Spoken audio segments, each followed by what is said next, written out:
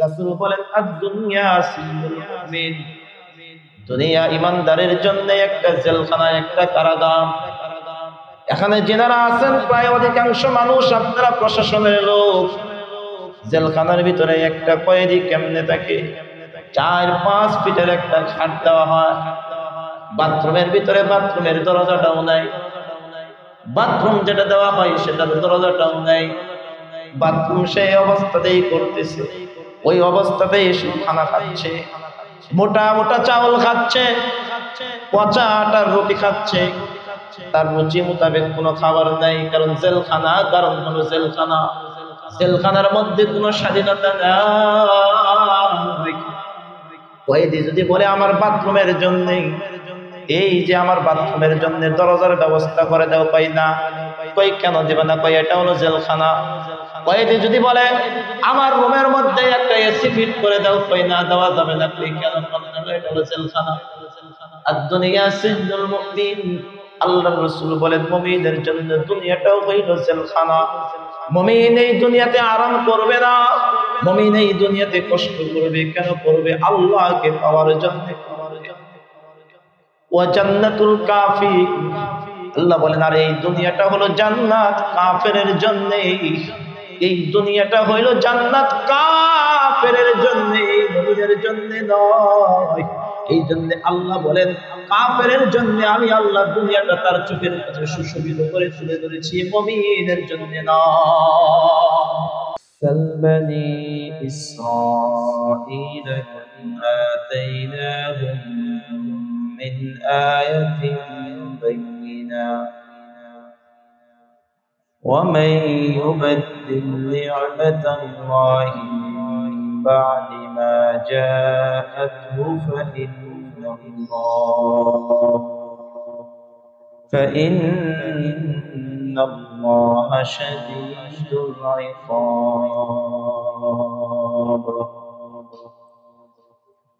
زُيِّنَ لِلَّذِينَ كَفَرُوا الْحَيَاةُ الدُّنْيَا وَيَسْخَرُونَ مِنَ الَّذِينَ آمَنُوا وَالَّذِينَ اتَّقَوْا فَوْقَهُمْ يَوْمَ الْقِيَامَةِ وَاللَّهُ يَرْزُقُ مَن يَشَاءُ بِغَيْرِ حِسَابٍ. بارك الله لنا ولكم في القرآن العظيم ونفعنا وإياكم بالآيات والذكر الحكيم.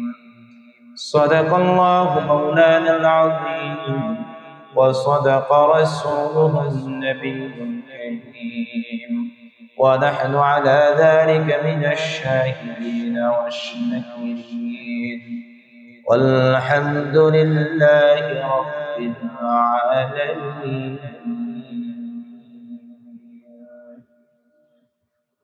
محبة الشتيم زبان خليد رضي الله.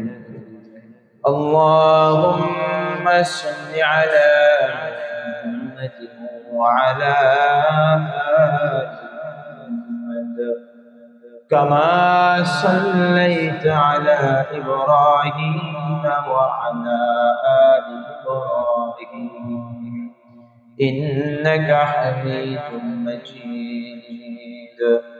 اللهم بارك على محمد وعلى آل محمد كما باركت على إبراهيم وعلى آل إبراهيم إنك حميد مجيد. سبحانك لا علم لنا إلا ما علمتنا إنك أنت العليم الحكيم. رب زدني علما، رب زدني علما، رب زدني علما، رب يسر ولا تعسر وتمم بالخير.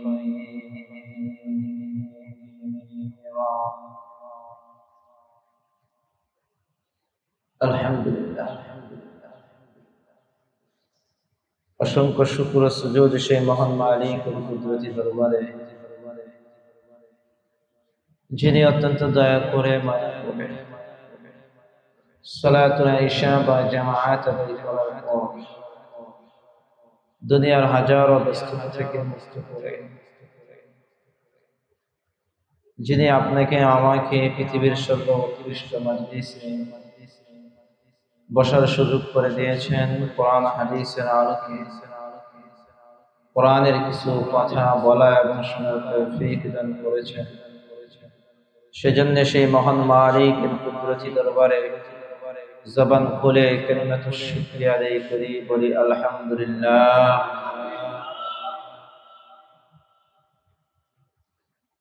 মুহতারাম হাজিরিন, গত সপ্তাহে সূরাতুল বাকারার 210 নম্বর আয়াতে কারীমার আলোচনা শেষ হয়েছে। আজকে আপনাদের সামনে সূরাতুল বাকারার 211 নম্বর আয়াতে কারীমা তিলাওয়াত করেছি। যে আয়াতে কারীমায় আল্লাহ তাআলা কিছু আয়াত, কিছু সতর্কবাণী তুলে ধরেছেন। এই আয়াতে কারীমা থেকে শুরু করে সামনের আয়াতে কারীমাগুলো আল্লাহ তাআলা উম্মতদের জন্য সতর্কবাণী করেছেন। আল্লাহ তাআলা আগের যে আয়াতে কারীমা আর এই আয়াতে কারীমার সাথে যে সামঞ্জস্যশীল, দুইটা আয়াতের মধ্যে যে সামঞ্জস্য রাখে, আগের আয়াতে কারীমা গুলাতে আল্লাহ তাআলা প্রথমে বলেছিলেন যে হে ঈমানদারেরা, তোমরা ইসলামের মাঝে পরিপূর্ণরূপে প্রবেশ করো। এই আয়াতে কারীমা কেন নাযিল হয়েছিল, কাদের জন্য, কোন প্রেক্ষাপটে নাযিল হয়েছিল, সেই বিষয়ে আলোচনা হয়েছিল। যে আয়াতে কারীমা আল্লাহ তাআলা নাযিল করেছিলেন মূলত যারা প্রথমে ইহুদি ছিল, পরবর্তীতে কালিমা পড়ে মুসলমান হয়েছিল, এবং ইহুদিদের তৎকালীন সময়ে ইহুদিদের আলেম যারা ছিলেন, ইসলামের কিছু বিধিবিধান নিয়ে তারা এটার ভিতরে তারা সংশয় প্রকাশ করছিল এবং তারা দোনোটা ধর্মকে একত্রিত পালন করার চেষ্টা করতেছে, যে আগের ধর্মের বিধিবিধানকে কিভাবে মানা যায় এবং ইসলামকে কিভাবে মানা যায়, এরকম একটা চিন্তা ফিকির ছিল। আল্লাহ তাআলা ওই কথাটাকে আরো সতর্ক করে আল্লাহ তাআলা বলেছেন যে নবী, আপনি তাদেরকে জানিয়ে দেন যে পূর্ববর্তী জামানায় যারা বনি ইসরাইল ছিল, যে আপনি বনি ইসরাইলদেরকে জিজ্ঞেস করুন, বনি ইসরাইলদের কাছে আপনি জিজ্ঞেস করুন। কি জিজ্ঞেস করবেন? সাল বনি ইসরাঈল কাম আতাইনাহুম মিন আয়াতিন বায়িনাহ ওয়া মান ইউবাদদিল নি'মাতাল্লাহি মিন বা'দি মা জাআতহু فإن الله شديد العقاب سل بني إسرائيل। হে নবী, আপনি বনি ইসরাইলদের জিজ্ঞেস করুন, তাদেরকে বনি ইসরাইলকে জিজ্ঞেস করুন, কাম আতাইনাহুম মিন আয়াতিন বাইয়িনাহ, যে আল্লাহ তাআলা তাদেরকে কতগুলো নিদর্শন আল্লাহ তাআলা তাদেরকে দান করেছিলেন। আল্লাহ তাআলার যত নিদর্শন, যত নিয়ামত ছিল, এরকম কত নিয়ামত তাদেরকে আল্লাহ তাআলা দিয়েছিলেন, এই বিষয়ে আপনি তাদেরকে জিজ্ঞাসা করুন। আল্লাহ তাআলা বনি ইসরাইলদেরকে অগণিত নিয়ামত দান করেছিলেন, অগণিত নিয়ামত। কোরআনে কারীমের সূরাতুল বাকারার প্রথম পারাগুলোতে আল্লাহ তাআলা সেখানে উল্লেখ করেছেন যে বনি ইসরাইলদেরকে আল্লাহ তাআলা কি কি ধরনের নিয়ামত দিয়েছিলেন। বনি ইসরাইলদেরকে আল্লাহ তাআলা মান্না সালওয়া দান করেছিলেন, কি দান করেছিলেন? যতগুলো নিয়ামত দিয়েছিলেন তার মধ্যে একটা ছিল কি? মান্না।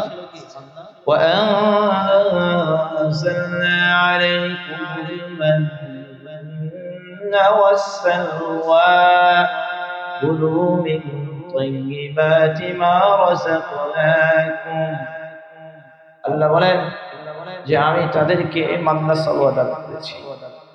মান্না সালওয়া কি? এটা জান্নাতি একটা খাবার ছিল। সকাল সন্ধ্যা আল্লাহ তাআলা তাদের জন্য জমিনের উপর অবতরণ করতেন আর তারা সেখান থেকে আহার করতেন। সুবহানাল্লাহ। আপনি চিন্তা করে দেখেন, আজকে 3 বেলা আপনি আর আমি কত সুস্বাদু খাবার নিয়ে বসি বাসাতে। 3 বেলা আপনি যে আমি আমাদের পরিবারকে সাথে নিয়ে 3 বেলা কত সুস্বাদু খাবার খাচ্ছি। আপনি খাবার খাওয়ার সময় একটু ফিলিংস, একটু অনুভূতি নিজের দিলের ভিতরে একটু জাগ্রত করবেন যে আজকে আমার সামনে কত সুস্বাদু খাবার থাকে, কিন্তু আমার ভাই গাজার মুসলমানদেরকে, ফিলিস্তিনের গাজার মুসলমানদের কি হালত, শিশুরা খাবার পাচ্ছে না, ভাইয়েরা খাবার পাচ্ছে না, বোনেরা খাবার পাচ্ছে না। আজকে যদি আল্লাহ তাদের জন্য যদি এরকম ভাবে আসমান থেকে যদি মান্না সালওয়া যদি নাযিল, তাহলে হয়তো আমার ভাইয়েরা আজকে এই খাবারের দিন এমনি এমনি চিন্তা হয়। আপনি আর আমি দিদার সে ঘুরতেছি, অথচ আপনি মুসলিম, আমি মুসলিম, তারাও মুসলিম। কোন উপলব্ধি, কোন কষ্ট, কোন ফিলিংস আপনার আমার ভিতরে নাই। অথচ সরকার দু আলম নবী মুহাম্মদুর রাসূলুল্লাহ সাল্লাল্লাহু আলাইহি ওয়াসাল্লাম বলেছেন, পৃথিবীর কোন এক জায়গায় কোন মুমিন যদি আক্রান্ত হয় তাহলে পৃথিবীর প্রত্যেকটা মুমিন আক্রান্ত হবে। পৃথিবীর প্রত্যেকটা মুমিন পরস্পরের ভাই, মুমিন পরস্পরের ভাই। অথচ এটা আপনি আর আমি শুধু জবান দিয়েই বের করি, কিন্তু উপলব্ধি যাকে বলে, যতটুকু দরদ থাকার কথা, যতটুকু চিন্তা থাকার কথা, তত চিন্তা আপনারা আমার মাঝে। আল্লাহ তাআলা এই এত অগণিত নিয়ামত বনে ইসরাঈলদেরকে দিয়েছেন। আল্লাহ বলেন তাদেরকে জিজ্ঞেস করেন, বনে ইসরাঈলদেরকে জিজ্ঞেস করেন, কাম আতাইনাহুম মিন আয়াতিন বাইয়িনা। আল্লাহ তাআলার নিদর্শনগুলোর মধ্য থেকে কত নিদর্শন রব তাদেরকে দিয়েছিলেন, কিন্তু কি করেছে তারা? দিন শেষে এই নিদর্শনগুলোকে তারা পরিবর্তন করেছে। তারা আল্লাহ তাআলার নিদর্শনগুলোকে অস্বীকার করেছে, আল্লাহ তাআলার নিয়ামতগুলোকে অস্বীকার করেছে। এর বিনিময়ে তারা শাস্তির সম্মুখীন হয়েছে। তারা কিসের সম্মুখীন হয়েছে? শাস্তির। তাদের জন্য সমুদ্রের মাছ একদম পারে চলে আসে, যাতে করে তারা ধরতে পারে, জীবিকা উপার্জন করতে পারে। আল্লাহ তাআলার হুকুম অবাধ্য হয়েছেন, ফলে আল্লাহ তাআলা তাদেরকে অবাধ্য বানরে রূপান্তরিত করেছেন। এজন্য আল্লাহ তাআলার আযাবকে ভয় করা। আল্লাহ এই কথাটাই বলেন, হে নবী, ইহুদি আলেমরা তারা ইসলাম ধর্ম গ্রহণ করার পরেও তারা সেই আগের ধর্মকেই তাদের দিলের ভিতরে লালন পালন করতে চায়। এটা হতে পারে না। আপনি তাদেরকে বনে ইসরাঈলদের মতো যাতে করে তারা না হয়, কারণ ইসলাম যখন আসছে তখন অতীতের সকল ধর্মের অনুশাসন সবকিছুই ডিলিট হয়ে গেছে। সবকিছু কি হয়ে গেছে? ডিলিট হয়ে গেছে। শুধু একটাই থাকবে, ইন্নাদ দীনা ইনদাল্লাহি ইসলাম। আল্লাহ তাআলার কাছে মনোনীত ধর্মের নাম হলো কি? ইসলাম। ইসলাম ছাড়া আর কোনো ধর্ম নাই। এই কথাটাও আজকের এই আয়াতে কারিমার সামনে আসবে, যাইতে পারবো কিনা জানি না। সামনের আয়াতে আল্লাহ তাআলা বলবেন যে পৃথিবীর প্রত্যেকটা মানুষ পৃথিবীর সূচনা লগ্ন থেকে এক ধর্মে বিশ্বাসী ছিল, এক ধর্মে বিশ্বাসী ছিল। সবাই তাওহীদের বিশ্বাসী ছিল, সবাই রিসালাতের বিশ্বাসে বিশ্বাসী ছিল, তাওহীদের বিশ্বাসে বিশ্বাসী ছিল। কোন বেঈমান, কোন কাফের ছিল না। আব্বাজান আদম আলাইহিস সালাতু ওয়াস সালাম থেকে শুরু করে আল্লাহ তাআলা যখন ওনাদেরকে পৃথিবীতে প্রেরণ করেছেন, আম্মাজান হাওয়া আর আব্বাজান আদমকে, এরপরে পৃথিবীতে সবাই এক ধর্মে বিশ্বাসী ছিল। তাহলে কুসাত্তিকতার থেকে কিভাবে কি হয়ে গেল? ওই আয়াতে কারিমার একটা আয়াত দুইটা আয়াতের পরে আসতেছে। আল্লাহ এই কথাটাই বলতেছে, নবী আপনি বনি ইসরাঈলদেরকে জিজ্ঞেস করো তাদেরকে আল্লাহ তাআলা কত নিয়ামত দিয়েছিলেন, কত নিদর্শন দিয়েছিলেন। ومن يبدل نعمة الله من بعد ما جاءته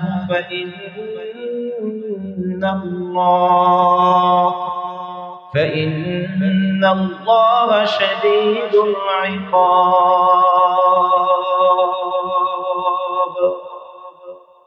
আল্লাহ বলেন ওমাই ইউবাদদিল, যে পরিবর্তন করবে, যে কি করবে?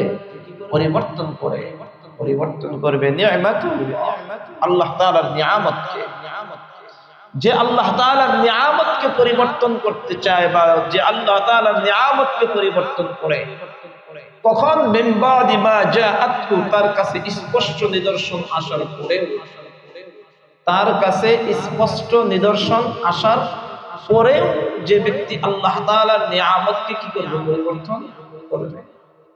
فإن الله شديد العقاب। আল্লাহ বলেন শুনে নেন, নিশ্চয় আল্লাহ তাআলার শাস্তি, فإن الله شديد العقاب, নিশ্চয় আল্লাহ তাআলার শাস্তি বড় কঠিন। আল্লাহ তাআলার শাস্তি বড় কঠিন। আল্লাহ তাআলার শাস্তি কোনো নরমাল কোনো বিষয় না। শাদীদ, শাদীদ শব্দের অর্থই হলো কঠিন। শাদীদ শব্দের অর্থই কি? কঠিন। যে নিশ্চয় আল্লাহ তাআলার শাস্তি বড় কঠিন। এই জন্য বনি ইসরাঈলদেরকে যত শাস্তি দেওয়া হয়েছে, বড় কঠিন কঠিন শাস্তি আল্লাহ তাআলা তাদেরকে দিয়েছে। তাদেরকে বানরে রূপান্তরিত করেছে। আজ সমুদ্রে যে পরিমাণ আল্লাহ তাআলা শাস্তি দিয়েছেন,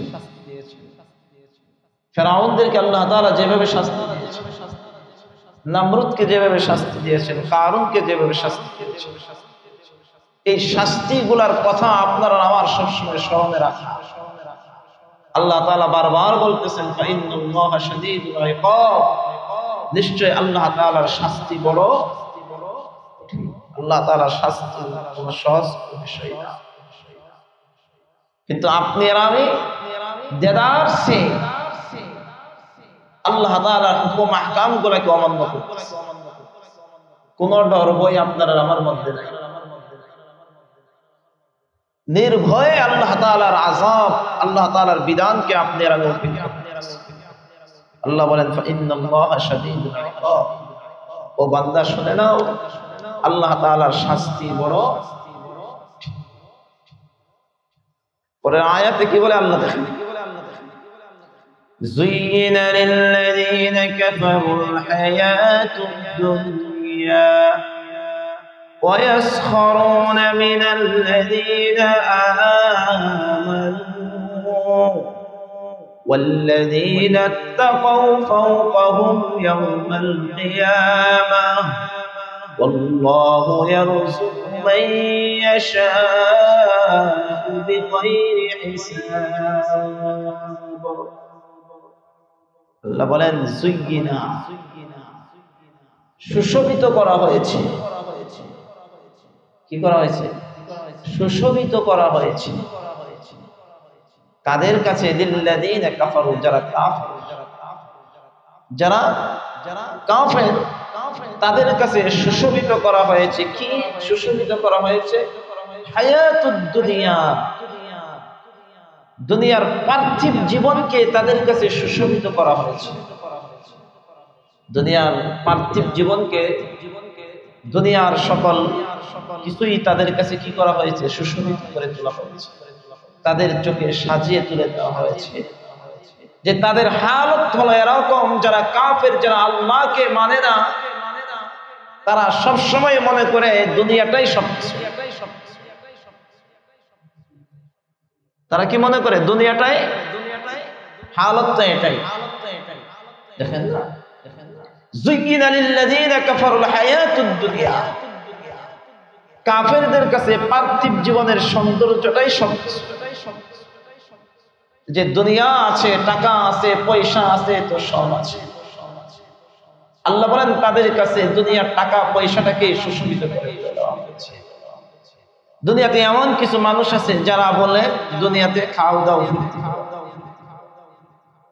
দুনিয়াতে খাও দাও ফুর্তি করো, আর পরকালীন জগৎ বলতে কোনো কিছুই নেই। নাউযুবিল্লাহ। তাদের কাছে দুনিয়াটাকে সুশোভিত করে তুলে ধরা হয়েছে, যে দুনিয়াটাকেই প্রাধান্য দিচ্ছি। এর তো কাফেরদের গুণ আল্লাহ বলতেছেন যে কাফেররা দুনিয়াকেই সবকিছু মনে করে, কিন্তু এই গুণটা এখন মুসলমানের মধ্যে ঢুকছে। কি ভাই, কার মধ্যে ঢুকছে? মুসলমানের মধ্যে ঢুকছে। মুসলমানের চিন্তা হলো যে আমি আমার দুনিয়া কিভাবে সাজাবো। মুসলিম হওয়ার পরে আল্লাহ তো এই গুণ কাফেরদের কথা বলেছেন যে কাফের চিন্তা করবে দুনিয়া কিভাবে সাজাবো। কাফেরের কাছে দুনিয়াকে সৌন্দর্য মণ্ডিত করে তুলে ধরা হয়েছে, কিন্তু এই গুণ দুর্ভাগ্যবশত ইমানদার মুসলমানদের মাঝেও বাসা বাঁধছে। মুসলমান এখন চিন্তা করে আমি কিভাবে দুনিয়া সাজাবো। মুসলমান চিন্তা করে কিভাবে আমি আমার ফ্ল্যাট বাড়ি সাজাবো, কিভাবে আমার দিনকে দিন আমার ব্যালেন্স বাড়তে থাকবে, আমার ব্যাংক ব্যালেন্স বাড়তে থাকবে, কিভাবে আজকে আমি 20 লক্ষ টাকা দামের গাড়ি ইউজ করি, 1 মাস পরে এটা 50 লক্ষ টাকা দামের গাড়ি আমি কিভাবে ইউজ করতে পারি। এই চিন্তা চেতনা, আখিরাতের চিন্তা নেই। কি ভাই কথা বলেন? আখিরাতের চিন্তা আছে? আখিরাতের চিন্তা নেই। ফ্ল্যাট একটা হয়েছে, কয়েকটা হবে না, 2টা কিভাবে হয়? প্লট হয়েছে 5 কাঠার, কয় 10 কাঠার প্লট কিভাবে হয়? এই চিন্তা করো। বাংলাদেশে বাড়ি হয়েছে, কয় বাংলাদেশে হলে চলবে না, এখন লন্ডনে বেগম পাড়াতে কিভাবে বাড়ি বানানো যায়, অস্ট্রেলিয়াতে কেমনে বাড়ি বানানো যায়, কানাডাতে কেমনে বাড়ি বানানো যায়, বাংলাদেশ চলবে না। দুনিয়া সাজাও। দুনিয়াকে সৌন্দর্যতে মণ্ডিত মুসলমানদের কাছে হয়ে গেছে। বড় আফসোসের বিষয়। অথচ রাসূল হাদিসে পাকের ভিতরে কি বলেছেন? قال النبي صلى الله عليه وسلم قال النبي صلى الله عليه وسلم الدنيا سجن المؤمن الدنيا سجن المؤمن وجنة الكافر। মুসলমান ভাইরা রে আমার, সরকারে দু আলম নবী মুহাম্মদুর রাসূলুল্লাহ সাল্লাল্লাহু আলাইহি ওয়াসাল্লাম বলেন, দুনিয়া মুমিনের জন্য জান্নাত নয়। দুনিয়া মুমিনের কাছে কখনোই ভালো লাগবে না, কারণ দুনিয়া ভালো লাগার জায়গা নয়। দুনিয়ার ফ্ল্যাট বাড়ি গাড়ি বাড়ি এটা মুমিনের কাছে কখনোই ভালো লাগবে না, এটা ভালো লাগার কোনো বিষয় নয়। কিন্তু আফসোস, আপনারা আমার কাছে দুনিয়া বড় সুন্দর, দুনিয়া বড় সুন্দর হয়ে গেছে। যদি বলে আখিরাত কেমন, না পিছনে আসে, পিছনে আসে। অথচ আল্লাহ রাব্বুল আলামিন কোরআনে কারীমের মধ্যে সূরাতুল আলার মধ্যে ঘোষণা দিয়েছেন, ওয়াল আখিরাতু খায়রুন ওয়া আবকা। আল্লাহ বলেন আখিরাত উত্তম, যদি এটা বাকি রয়েছে, যদি এটা পরে আসবে। আল্লাহ বলেন আখিরাত উত্তম, দুনিয়া উত্তম নয়। ওয়াল আখিরাতু খায়রুন ওয়া আবকা ইন্না হাযা লাফিস সুহুফিল উলা সুহুফি ইব্রাহিম ওয়া মূসা। আল্লাহ রাব্বুল আলামিন বলেন, আমি আল্লাহ এই কথাটা শুধু যে তোমাদের কোরআনের মধ্যে বলে দিয়েছি বিষয়টা এমন নয়। আখিরাত উত্তম, দুনিয়া উত্তম নয়, এই কথাটা যে আমি শুধু কোরআনের মধ্যে বলেছি বিষয়টা এমন নয়। আল্লাহ বলেন তোমাদের পূর্ববর্তী যত নবী আম্বিয়া کرام আমি এই পৃথিবীতে প্রেরণ করেছি, প্রতিটা নবী রাসূলদেরকে যত কিতাবাদি আমি দান করেছি, প্রত্যেকটা কিতাবের মধ্যে আমি সবাইকে শুনিয়ে দিয়েছি, জানিয়ে দিয়েছি আমার উম্মতরা জেনে নাও ওয়াল আখিরাতু খায়রুন ওয়া আবকা, আখিরাত উত্তম, দুনিয়া উত্তম নয়। ইন্না হাযা লাফিস সুহুফিল উলা সুহুফি ইব্রাহিম ওয়া মূসা। আমি ইব্রাহিম আর মূসার সহিফার ভিতরেও এই কথাটা উল্লেখ করেছি যে আখিরাত উত্তম। বলেন কি উত্তম? আখিরাত উত্তম। দুনিয়া ভালো লাগবে কাফেরের কাছে, মুমিনের কাছে না। দুনিয়ার সম্পদ ভালো লাগবে কাফেরের কাছে, মুমিনের কাছে না। বলেন কার কাছে লাগবে? কাফেরের কাছে, মুমিনের কাছে না। মুমিনকে আল্লাহ যদি দুনিয়ার সম্পদ যদি দিয়েও দেয়, তাহলে মুমিন এই সম্পদ দিয়ে আখিরাত কামাবে।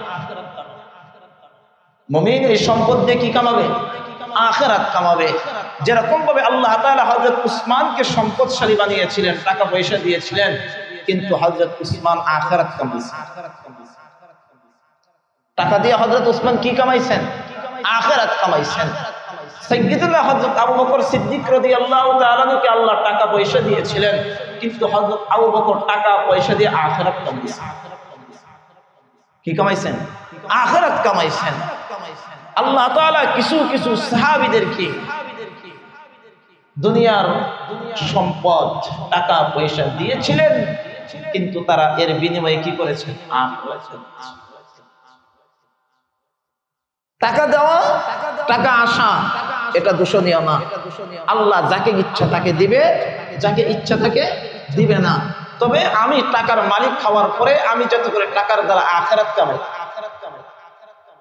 কি কামাইতে পারি? আখিরাত কামাইতে পারি। আখিরাতের ফিকির করেন, আখিরাতের বাগান সাথে। টাকা শুধু ব্যাংকের ভিতরে রেখে ব্যালেন্স কেমনে বাড়তে থাকে, মাস গেলেই তো কিছু পাওয়া যায় প্রফিট, মাস গেলেই তো কিছু প্রফিট পাওয়া যায়।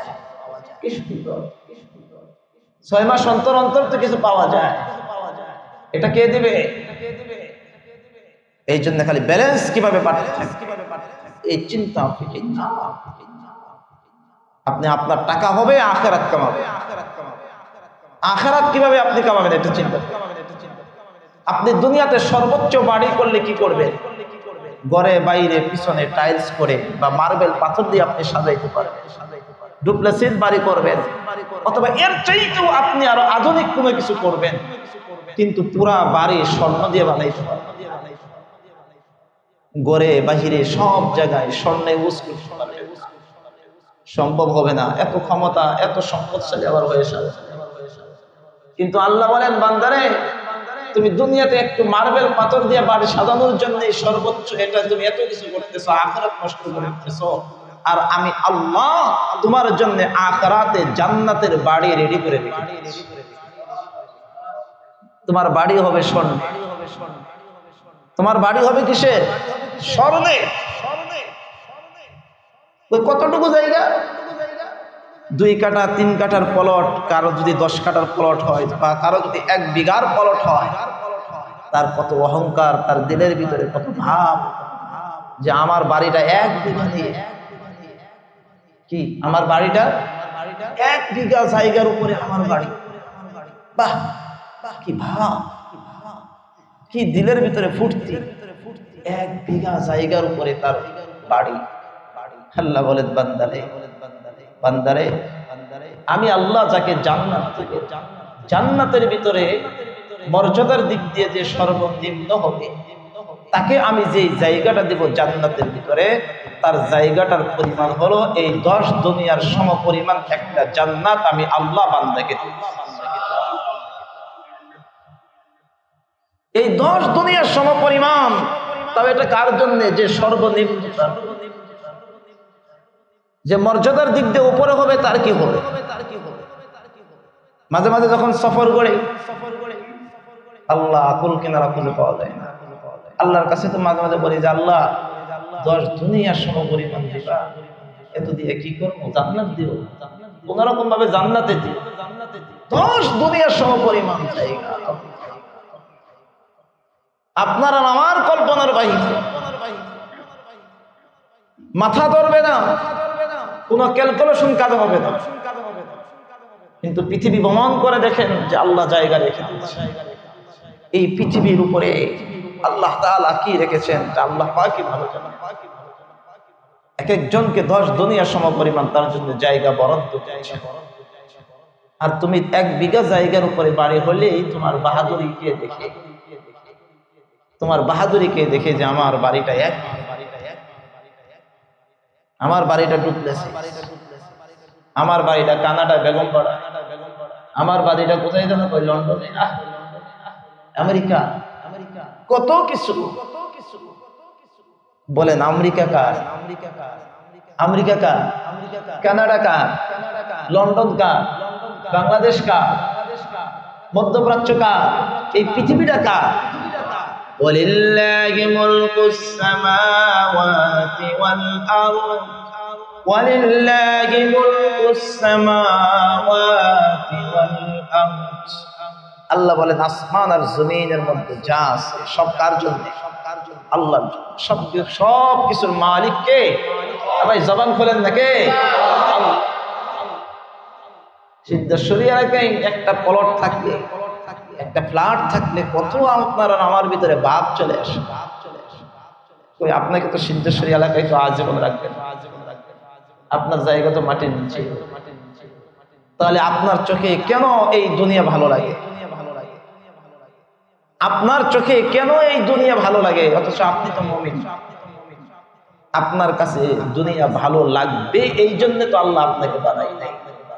আপনার কাছে দুনিয়া ভালো লাগবে না, আপনার কাছে আখিরাত ভালো লাগবে, তাহলে আপনি দুনিয়া হলো কোন রকম ভাবে চলে ফিরে যাইতে পারলেই চলে।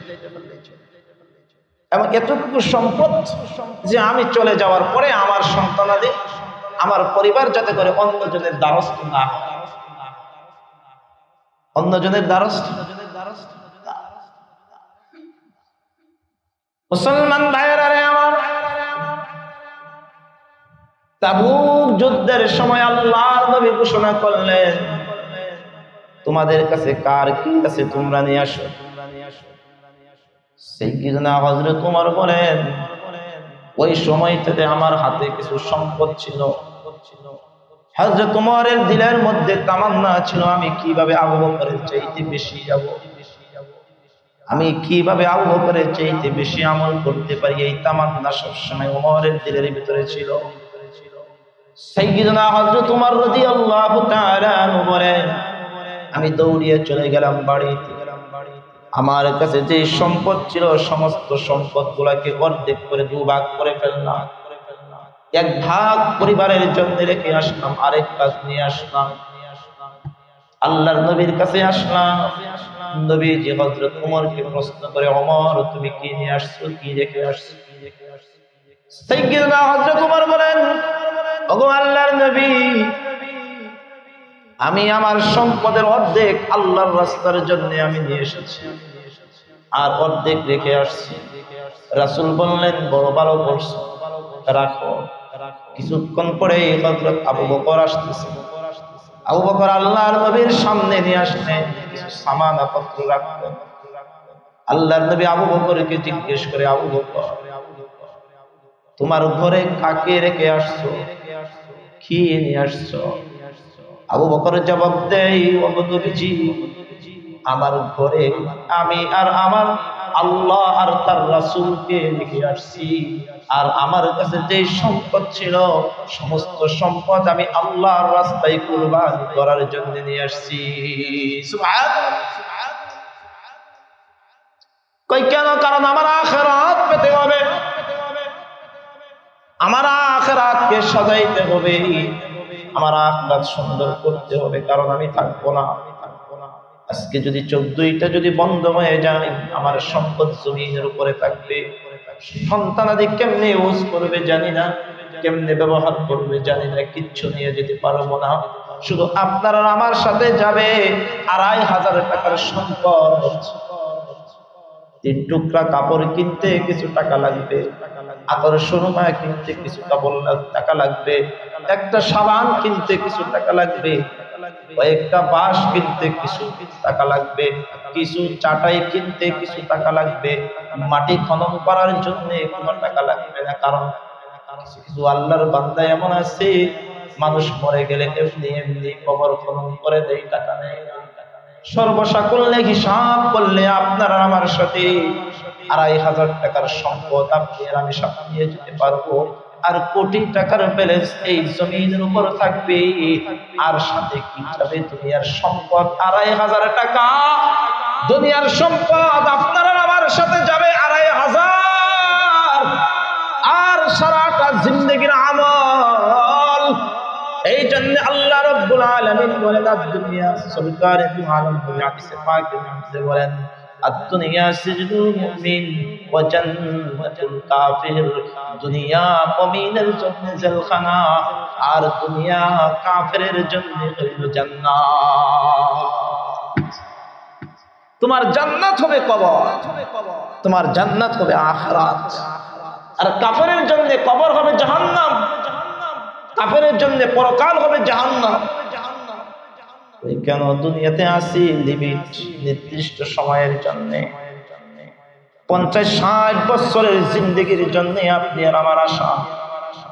এই জন্য রাসূল বলেন কুম ফিদ দুনিয়া কান্নাকা গরিবুন আও আবিদ সাবিল। দুনিয়াতে বসবাস করে একজন গরিবের মতন বা একজন মুসাফিরের মতন বসবাস করো। দুনিয়াকে উদ্দেশ্য বানাইবা না, দুনিয়ার মাকসাদ বানাইবা না, দুনিয়াতে থাকবো না। আখিরাত সাজাও বান্দা, আখিরাত সাজাও, আখিরাত সুন্দর করো। যার আখিরাত যত বেশি সুন্দর হবে তার দাম আল্লাহ তাআলার কাছে তত বেশি। যার আখিরাত যত সুন্দর হতে থাকবে তার দাম আল্লাহ তাআলার কাছে তত বেশি। দুনিয়া যার যত বেশি সুন্দর তার দাম আল্লাহ তাআলার কাছে তত বেশি। হ্যাঁ, আবার যদি কিছু বান্দাকে আল্লাহ তাআলা নিয়ামত দান করে, আল্লাহ তাআলা রাসূলের উপর যদি চলে থাকে, তাকে সম্পদ দিয়েছেন, দুনিয়াও দিয়েছেন, কিন্তু সে আল্লাহ তাআলার বিধিবিধান মোতাবেক চলছে, তার দাম আবার আল্লাহ তাআলার কাছে বেশি। আল্লাহ আমাদেরকে সহি বুঝতে। এই জন্য আল্লাহ বলেন যুইনা লিল্লাযীনা কাফারুল হায়াতুদ দুনিয়া। আল্লাহ বলেন কাফেরদের কাছে হায়াতে দুনিয়াকে সুশোভিত করে তুলে ধরা হয়েছে, সাজিয়ে তুলে ধরা হয়েছে। কাফেররা দুনিয়াটাকে সবকিছু মনে করে। এই জন্য দেখেন না আমেরিকার টেম্পো দুনিয়া পুরাটাই গ্রাস করবে, দুনিয়ার সব দেশের মালিক হইতে চায়। কেন? কারণ তার চোখে সে তো কাফের, কারণ তার কাছে দুনিয়াটাই সব। এই জন্য আল্লাহ বলতেছেন যুইনা লিল্লাযীনা কাফারুল হায়াতুদ দুনিয়া, আমি আল্লাহ কাফেরদের কাছে দুনিয়াকে সুশোভিত করে তুলে ধরেছি। ওয়ায়াসকুরুনা মিনাল্লাযীনা আমানু, এই জন্য কাফেররা ঈমানদারদেরকে নিয়ে ঠাট্টা বিদ্রূপ করে। কাফেররা ওয়ায়াসকুরুনা মিনাল্লাযীনা আমানু, আর কাফেররা ঈমানদারদেরকে নিয়ে কি করে? কথা বলেন কি করে? ওয়ায়াসকুরুনা মিনাল্লাযীনা আমানু, যারা ঈমান আনয়ন করেছে তাদেরকে নিয়ে ঠাট্টা বিদ্রূপ করে, এগুলা পাগল হয়ে গেছে, পাগল হয়ে গেছে। এই জন্য দেখেন না দুনিয়াতে এমন কিছু টাকাওয়ালা পয়সাওয়ালা আছে, হুজুরদেরকে নিয়ে ঠাট্টা বিদ্রূপ করে। ওই কি পাইছে? মাদ্রাসা করে, মসজিদ করে, ঠাট্টা বিদ্রূপ করে। ওই কিছু হইলেই আল্লাহ তাআলার জন্য চায়, ঠাট্টা বিদ্রূপ করতে থাকে, তিরস্কার করে। আল্লাহ বলেন যারা দুনিয়াকে সুশোভিত করে তারা আবার ঈমানদারদেরকে নিয়ে ঠাট্টা বিদ্রূপ করে। ওয়ায়াসকুরুনা মিনাল্লাযীনা আমানু, কিন্তু ঈমানদাররাই তো জানবে যে আখিরাতের জন্য তারা এত মেহনত, এত কুরবানি দিচ্ছে কেন। সাহাবায়ে কেরাম সব ত্যাগ করেছে, সাহাবায়ে কেরামদেরকে নিয়ে মক্কার কাফেররা ঠাট্টা করত, বিদ্রূপ করতে। আয়াতে কারিমা মাকসাদ মক্কার কাফেররা হযরত বিলালকে নিয়ে ঠাট্টা করত, মক্কার কাফেররা হযরত খাব্বাবকে নিয়ে ঠাট্টা করত। কই দেখ দেখ, কিচ্ছু নাই কিচ্ছু নাই, তারা মুহাম্মাদের পিছনে দৌড়ায়, তারা কোরআনের পিছনে দৌড়ায়, কই কি পাইছে কি পাইছে। আল্লাহ ওই কথাটাই বলেন, ওয়ায়াসকুরুনা মিনাল্লাযিনা আমানু, আল্লাহ যাদের কাফেরদের কাছে দুনিয়াকে সুশোভিত করে তুলেছে, তারা ঈমানদারদেরকে নিয়ে ঠাট্টা বিদ্রূপ করে। কি পাইছে? খাওয়া দাওয়া কিচ্ছু নাই, কয়েক জায়গায় পড়ে আছে। আল্লাহ কিন্তু আখিরাত তো এরকম।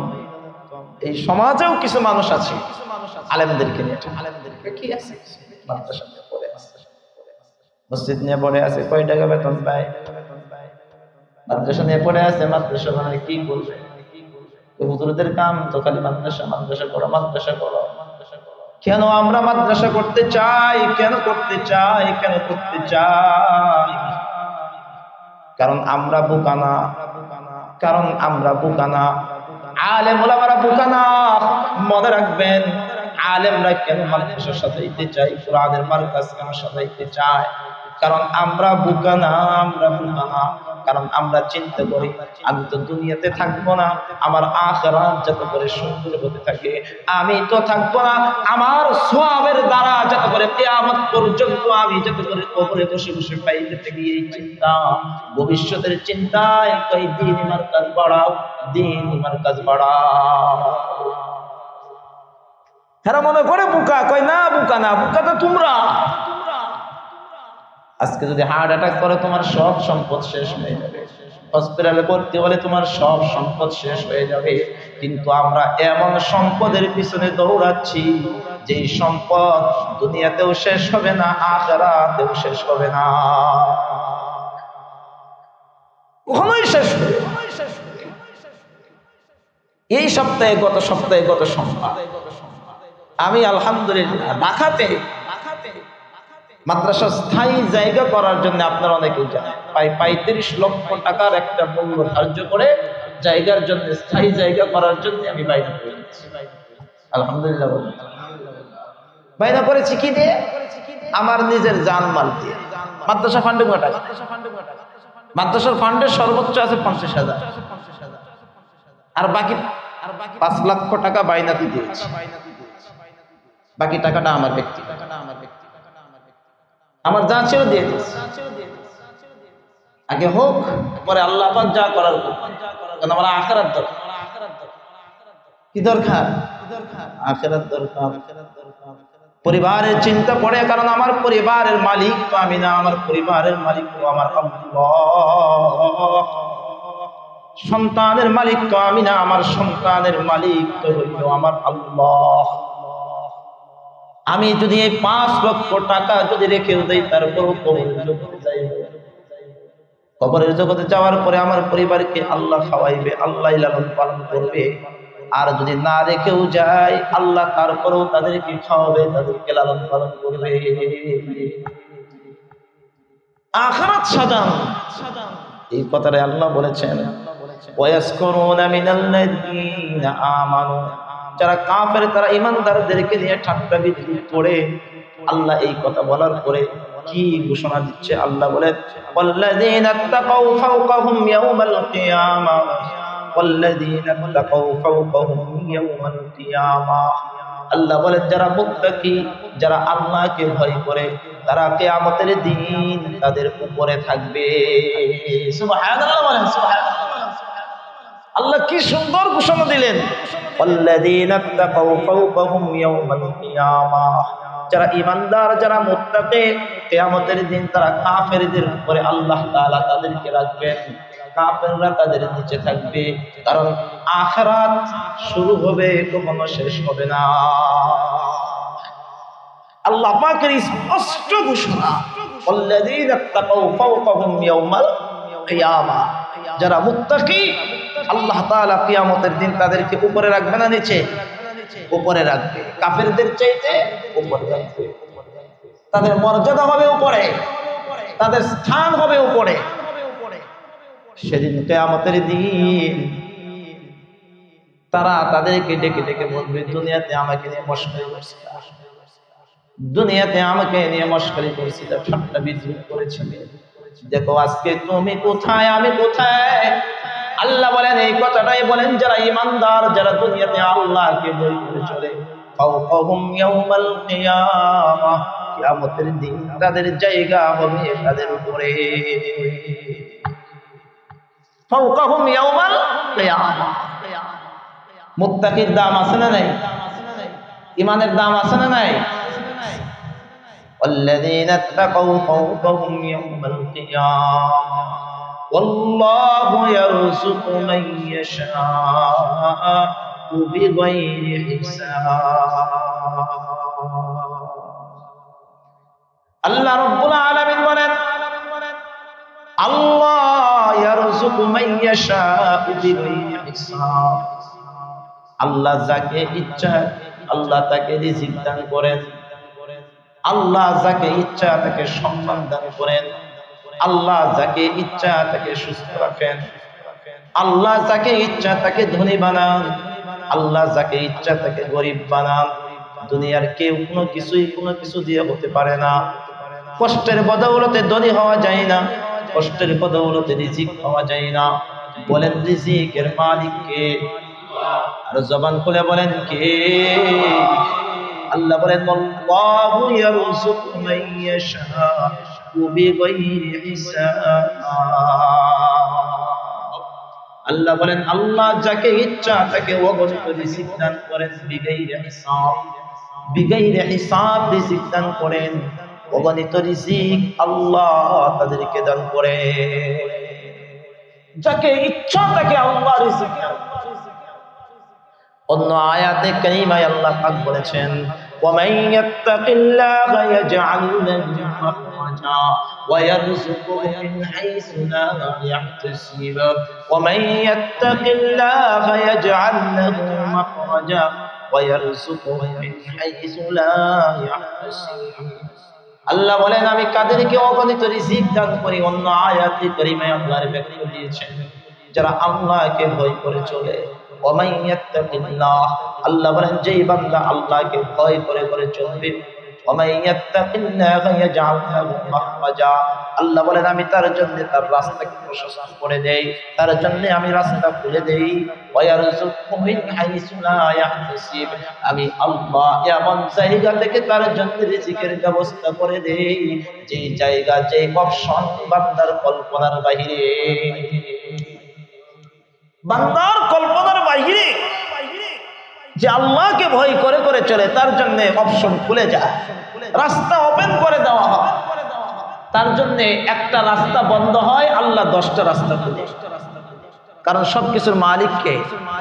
আল্লাহ।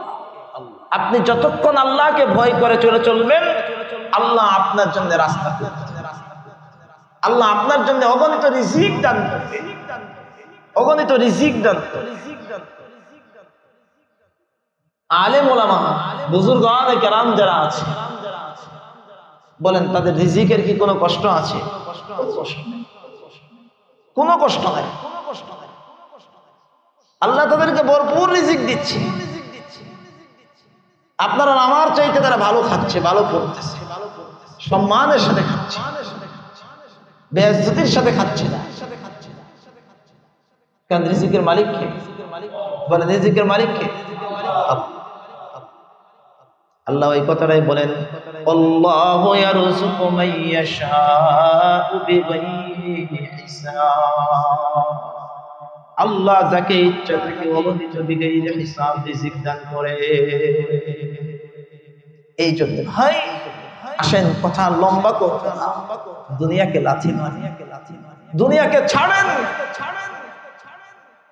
দুনিয়াকে নিজের কাছে ভালো বানায়েন। দুনিয়া ভালো না, দুনিয়া দুনিয়া ভালো না। আল্লাহ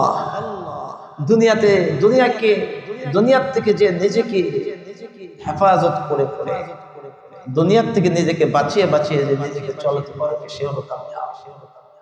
কারণ দুনিয়া চাইবে আপনাকে ঘাস করতে, দুনিয়া চাইবে যে তার ভিতরে আপনাকে লিপ্ত রাখতে। আপনার আমার কাজ হবে দুনিয়ার থেকে বেঁচে দিতে, আপনার আমার কাজ হলো নিজেকে দুনিয়ার থেকে বাঁচানো। এটা জ্ঞানীদের কাজ। কারণ আপনি আর আমি থাকবো না, এটা তো নিশ্চিত, এটা তো মানে আপনি আর আমি থাকবো না, এটা নিশ্চিত। কবরের জগতে যেতে হবে, এটা নিশ্চিত। কবরের 3টা প্রশ্নের জবাবের সম্মুখীন হবে, এটা নিশ্চিত। আখিরাতে হিসাব দিতে হবে, নিশ্চিত। জান্নাত নিশ্চিত, জাহান্নাম নিশ্চিত। মিজানের দাঁড়িপাল্লা কায়েম হবে, নিশ্চিত। আমলনামা হয়তো ডান হাতে হয়তো বাম হাতে, নিশ্চিত। অনিশ্চিত কিচ্ছু নাই। অনিশ্চিত কোনটা জানেন? যতক্ষণ আপনি আর আমি দুনিয়াতে বেঁচে আছি, এটা হলো অনিশ্চিত। কতক্ষণ বেঁচে আছি, যাবো এটাই তো নিশ্চিত। কখন যায়, এই কখন যাওয়াটা হলো অনিশ্চিত। যে 5 মিনিট আগেও যাইতে পারি, 5 মিনিট পরেও। সময়টা অনিশ্চিত, কিন্তু যাওয়াটা নিশ্চিত। এবং যাইলেই হিসাবের সম্মুখীন, সওয়াল জবাবের সম্মুখীন। আল্লাহ আমাদের সবাইকে, আল্লাহ রাসূল হাদিসের ভিতরে বলেছেন যে তোমরা দুনিয়ার পিছনে দৌড়াচ্ছ, আমাদেরকে যে আল্লাহ তাআলার কাছে তোমাদের কাছে দুনিয়ার দাম অনেক বেশি, কিন্তু আল্লাহ তাআলার কাছে দাম নেই। আল্লাহ এই আয়াতের হাদিস হলো রাসূল বলেছেন যে দুনিয়ার মূল্য যদি আল্লাহ তাআলার কাছে একটা মাছের ডানা সম পরিমাণ হইতো, তাহলে আল্লাহ তাআলা কাফেরদেরকে এই দুনিয়ার থেকে 1 গ্লাস পানিও পান করতে দিত না আল্লাহ কাফেরদেরকে। কারণ যে আল্লাহকে ডাকবেন আল্লাহ তাকে কেন নিয়ামত, তাহলে এখন দিচ্ছে কেন? দাম নাই, পচা জিনিস ফালায় খাইতে থাকে। আপনি যদি বাসায় গিয়ে পচা একটা জিনিস যদি আপনার বাসার সামনে যদি ফেলে দেন, এখানে এসে যদি বিলাই যদি খায়, কুকুরে যদি খায়, বাধা দেবেন? বাধা দিবেন? বলেন বাধা দিবেন? কেন বাধা দিবেন না? যে পচা জিনিস, সেটা আপনার কাছে কোনো কি নাই, দাম নাই। যে খা, যত তাড়াতাড়ি খাবি বেঁচে গেলাম, বন্ধ থেকে পচা জিনিস। আর যেটা আপনার কাছে দামি জিনিস, এটা আপনি হেফাজত করেছেন। কুকুর বিড়াল তো দূরের কথা, কোনো মানুষও আপনার কাছ থেকে ছিনিয়ে নিতে পারবে না যেটার দাম। আল্লাহ রাসূল এই কথাটাই বলেছেন যে আল্লাহ তাআলার কাছে এই দুনিয়ার কোনো দামই নাই। এই জন্য কাফেরদেরকে, বেঈমানদেরকে দিয়ে রাখছে। কয়দিন খাবি? 60 বছর খা, 70 বছর খাবি খা, 80 বছর খাবি খাইলো। কিন্তু আমি আমার ইমানদারকে যখন খাওয়া শুরু করাবো, এটা আর কখনো শেষ হবে না। খালি শুরু হবে, কিন্তু শেষ হবে না। আল্লাহ